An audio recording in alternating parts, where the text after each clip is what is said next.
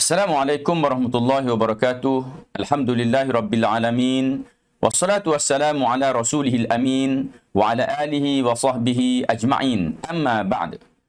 Bertemu lagi kita bersama saya USA Ustaz Saiful Azlan dalam mata pelajaran Pendidikan Islam tingkatan 1 bahagian akidah. Pelajaran yang ke-18 di bawah tajuk Islam Agama Fitrah. Kita sama-sama tahu bahawa akidah merupakan suatu perkara yang sangat penting dalam kehidupan manusia. Tanpa akidah, manusia tidak akan mampu untuk masuk ke syurga Allah Subhanahu wa taala. Kemungkinan ada orang yang banyak dosanya, orang yang banyak melakukan maksiat kepada Allah Subhanahu wa taala.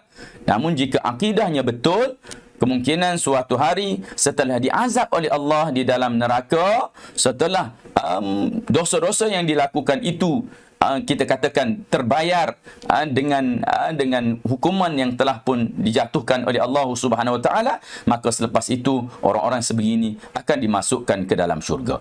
Namun orang-orang yang akidahnya salah, akidahnya tak betul, maka orang ini tidak akan dimasukkan ke dalam syurga, bahkan akan berada di dalam neraka untuk selama-lamanya.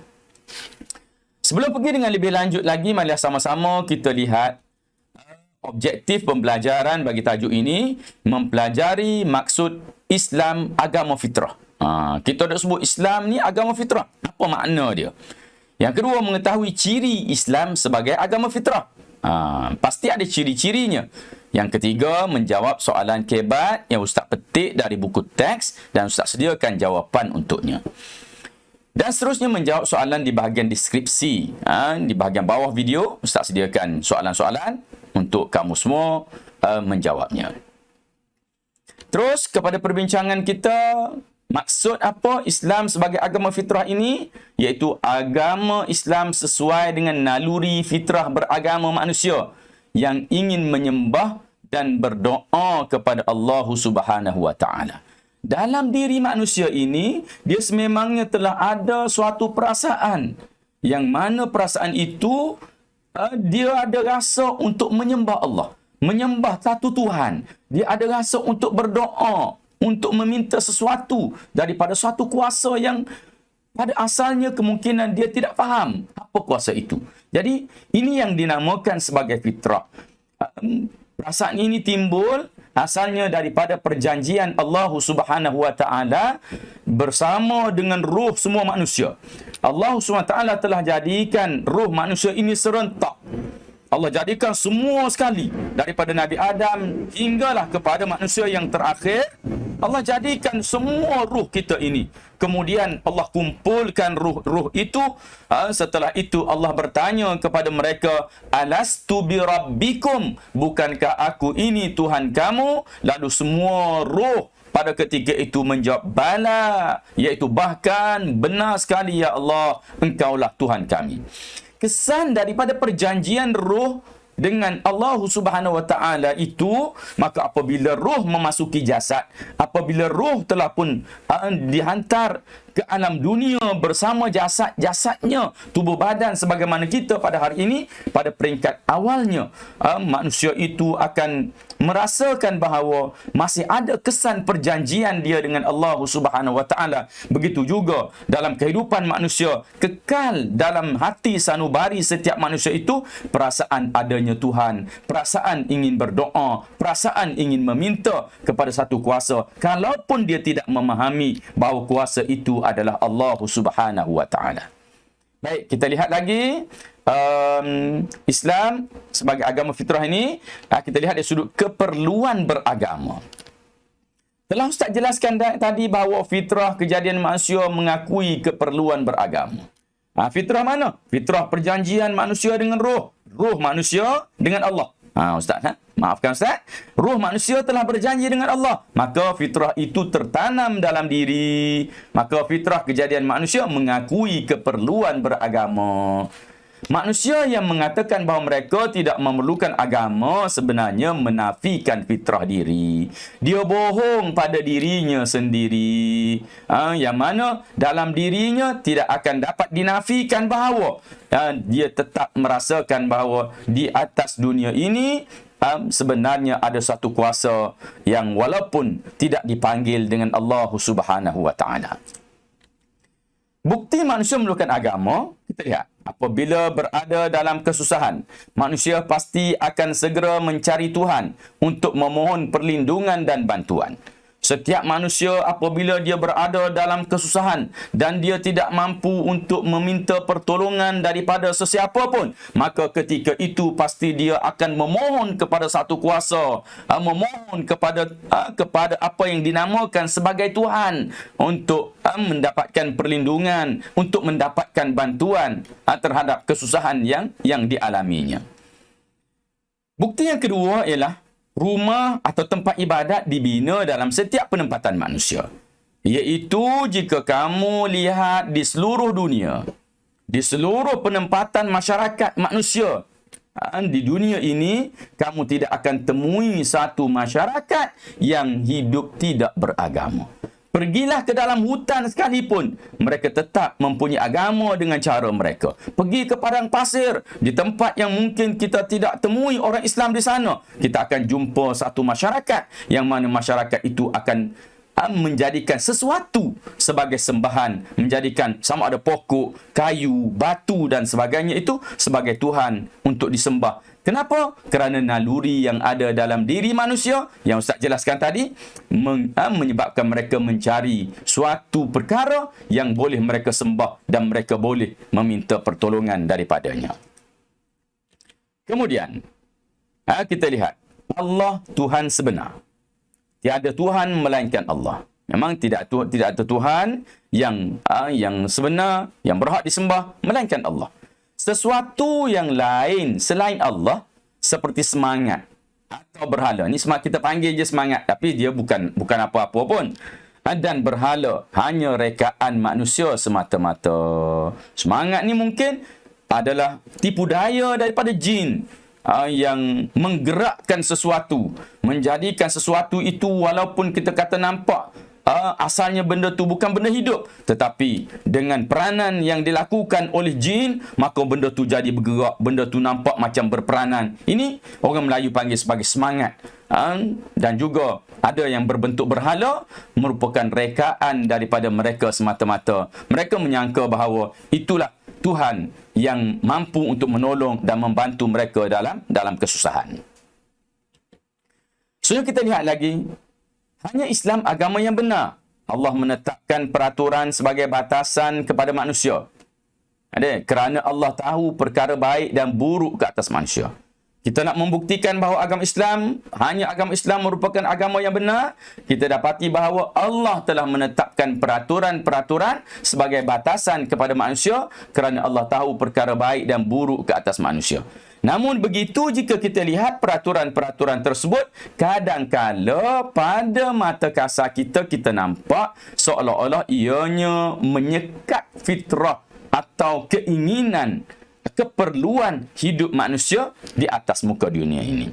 Lalu, oleh kerana Allah Subhanahu Wa Taala merupakan Tuhan yang maha mengetahui, Dia yang menciptakan kita dan Dia mengetahui segala perkara berkaitan dengan kita, maka Allah SWT menyediakan jalan keluar daripada kesulitan-kesulitan dan keperluan manusia itu. Kita lihat bahawa di sini kita mulakan slide ini dengan namun Allah tetap membenarkan kehendak fitrah manusia disalur dengan cara yang baik. Contohnya zina. Bila mana Allah SWT ciptakan manusia, Allah letakkan dalam diri manusia ini ada keinginan seksual. Keinginan seksual itu Allah tetapkan, Allah bina dalam diri manusia, sama ada ia lelaki atau perempuan. Pada ketika itu, lelaki kebiasaannya dia akan tertarik dengan perempuan, perempuan akan tertarik dengan lelaki, akan tetapi Allah SWT mengharamkan zina. Allah haramkan zina kerana nak jaga keturunan, nak jaga supaya manusia ini tidak menjadi seperti binatang yang hina. Maka bila mana Allah larang zina, seolah-olah Allah melarang suatu keperluan yang telah Allah sendiri buat dalam diri manusia. Kerana itu Allah mensyariatkan, membenarkan perkahwinan. Allah benarkan perkahwinan yang mempunyai makna yang hampir sama dengan zina. Akan tetapi ia mempunyai nilai yang lebih tinggi menjaga keperluan-keperluan manusia, menjaga juga dari sudut keturunan-keturunan agar tidak bercampur gaul. Begitu juga Allah haramkan riba. Allah haramkan riba, sedangkan manusia perlu untuk berurusan bagaimana nak dapatkan keuntungan. Namun begitu, bila Allah haramkan riba, Allah halalkan perkara-perkara yang hampir sama dengan urusan-urusan tersebut, iaitu yang kita namakan sebagai jual beli, pinjaman, ataupun kita kata gadaian dan lain-lain lagi. Perkara-perkara yang berbentuk muamalah untuk memenuhi keperluan dalam kehidupan manusia. Kita lihat lagi, Allah SWT tetapkan peraturan dengan mengharamkan minum arak. Namun begitu, Allah berikan jalan penyelesaian. Allah berikan kepada kita pelbagai minuman yang lain.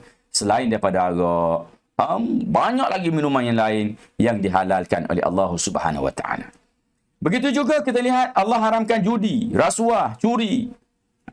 Sebagai penyelesaian daripada itu, Allah wajibkan zakat kepada orang yang berharta untuk membantu orang-orang miskin. Jadi, orang-orang yang berharta membantu orang miskin, maka orang miskin tidak perlu untuk mencuri. Orang miskin tidak perlu untuk merasuah ataupun tidak perlu untuk berjudi bagi mendapatkan keuntungan.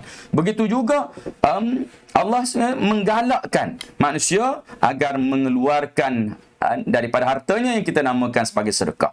Kalaupun tidak sedekah kepada orang-orang kaya atau orang-orang yang berada, kita nak bagi pada mereka, kita bagi dalam bentuk hadiah untuk menguatkan ataupun untuk membina kasih sayang di antara anggota dalam sesuatu masyarakat. Dalil nakli Islam sebagai agama fitrah, kita lihat kepada firman Allah SWT ayat 30 dalam surah Ar-Rum. A'udzubillahi minasyaitonirrajim.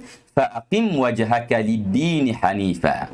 Fitratallahi allati fatara an-nasa 'alayha la tabdila li khalqillah. Dzalika ad-dinul qayyim walakinna aktsaran nasi la ya'lamun.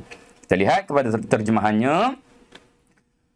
Setelah jelas kesesatan syirik itu, maka hadapkanlah dirimu, engkau dan pengikut-pengikutmu, wahai Muhammad, ke arah agama yang jauh dari kesesatan. Turutlah terus agama Allah, iaitu agama yang telah mencipta manusia. Allah yang telah mencipta manusia dengan keadaan bersedia dari semula jadinya untuk menerimanya. Tidaklah patut ada sebarang perubahan pada ciptaan Allah itu. Itulah agama yang betul lurus. Tetapi kebanyakan manusia tidak mengetahui. Jadi, agama Islam merupakan agama yang betul dan agama yang lurus. Walaupun ianya tidak diketahui ataupun tidak dipeduli oleh orang-orang yang di luar daripada agama Islam. Terus, Islam sebagai agama yang benar dan diredai ini telah diperakui oleh Allah di dalam ayat yang berbunyi, Al-yawma akmaltu lakum dinakum wa atmamtu alaikum ni'mati wa raditu lakumul Islam dina. Maknanya pada hari ini, aku sempurnakan kepada kamu agama kamu. Wa atmamtu alaikum, dan aku juga lengkapkan kepada kamu nikmat aku. Wa raditu, dan aku redha lakum untuk kamu Islam dinan sebagai agama bagi kamu. Seterusnya kita lihat lagi, manusia yang tidak tetap dengan agama Allah merupakan orang yang amat rugi.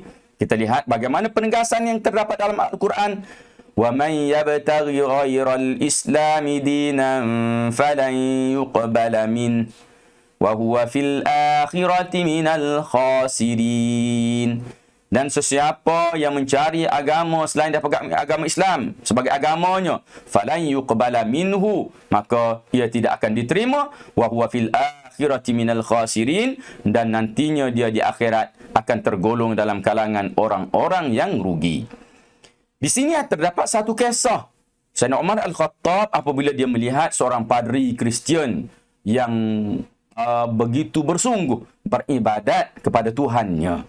Lalu kata Umar Al-Khattab, "Hadza miskin, talaba amran falam yajidhu, wa raja raja'an fa akhta'ahu." Fasadaqallahu idh yaqul wa man yabtaghi ghairal islami dina falan yuqbala minhu wa huwa fil akhirati minal khasirin. Kata Sayyidina Umar, hadza miskin. Kesian orang ini. Miskin tu bukan makna miskin macam kita faham. Bukan makna tak ada duit. Miskin juga boleh memberi makna kesian. Kita tengok macam kita kesian tengok kepada orang miskin. Hadza miskin, kesian orang ini. Talaba amran falam yajiduhu, dia mencari sesuatu tapi dia tak jumpa. Wa rajaan, dia mengharapkan sesuatu tapi dia fa'aqta'ahu, dia tersalah, harapannya tersalah. Dan benarlah firman Allah SWT yang kita baca tadi, siapa yang mencari agama Islam selain daripada agama Islam sebagai agama, maka dia tidak akan diterima oleh Allah SWT, dan di akhirat kelak dia akan tergolong dalam kalangan orang-orang yang rugi.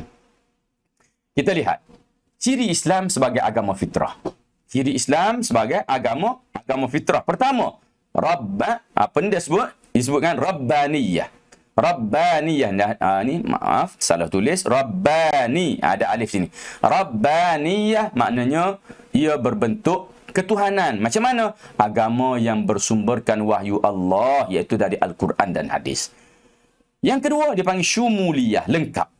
Agama yang lengkap dan memenuhi semua keperluan hidup manusia. Tengok agama kita lengkap. Semua perkara diajar, diceritakan di dalam agama Islam.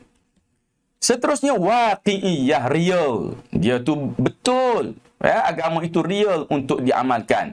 Agama sesuai diamalkan di semua tempat dan sepanjang zaman. Kerana dia adalah agama yang real. Agama yang betul. Agama yang logik untuk diamalkan. Seterusnya, alamiyah, ia berbentuk sejagat. Iaitu sesuai diamalkan setiap bangsa dan budaya. Pergilah ke mana-mana pun, agama Islam ini sesuai untuk diamalkan. Yang seterusnya iaitu ukhrawiyah, iaitu bersifat akhirat. Islam bukan sahaja mementingkan kesejahteraan jasmani, malah menjamin kesejahteraan rohani untuk kebahagiaan dunia dan juga kebahagiaan di akhirat. Bukan sahaja untuk manusia hidup secara aman damai di dunia, tapi disediakan jalan untuk menuju kepada akhirat Allah Subhanahu wa taala. Baik. Soalan keempat. Soalan serumanya berbunyi, Tuhan tidak mampu mentadbir alam sendirian. Oleh itu tidak mungkin Tuhan itu satu. Terangkan hujah anda untuk menolak pernyataan di atas. Ini dia nak kata, macam mana terangkan hujah anda untuk menolak? Bagaimana nak menolak hujah yang mengatakan bahawa Tuhan tidak satu? Okey, kita lihat mana jawapan yang telah pun Ustaz sediakan untuk para pelajar sekalian. Jawapan keempat, jika Tuhan lebih dari satu, maka akan berlaku pergaduhan. Jika ada Tuhan dua dalam alam ni, mesti bergaduh kerana merebut kuasa. Kan? Kalau ada dua yang berkuasa di satu tempat, pasti akan bergaduh. Kerana nak rebut kuasa, kesannya alam ini pasti hancur. Kalau ada perebutan kuasa dari Tuhan, pasti kita ini hancur. Kesimpulannya, kita hendaklah sentiasa meyakini keesaan Allah di dalam alam ini agar akidah terpelihara. Di samping itu, perhatikan bagaimana Ustaz gunakan kerana, Ustaz gunakan kesannya, kesimpulannya, kita hendaklah, dan ada lagi agar di sini. Jadi, jika kamu perhatikan pada jawapan-jawapan kebat yang Ustaz sediakan, Ustaz akan gunakan perkara-perkara ini sebagai penyambung untuk melengkapkan jawapan bagi soalan-soalan kebat. Jadi, kita sampai kepada penghujung. Sila jawab soalan di bahagian deskripsi. Dan jangan lupa subscribe dan juga share video ini. Dan Ustaz sudahi dengan aqul qouli hadza wa astaghfirullahal azim li wa lakum. Wassalamualaikum warahmatullahi wabarakatuh.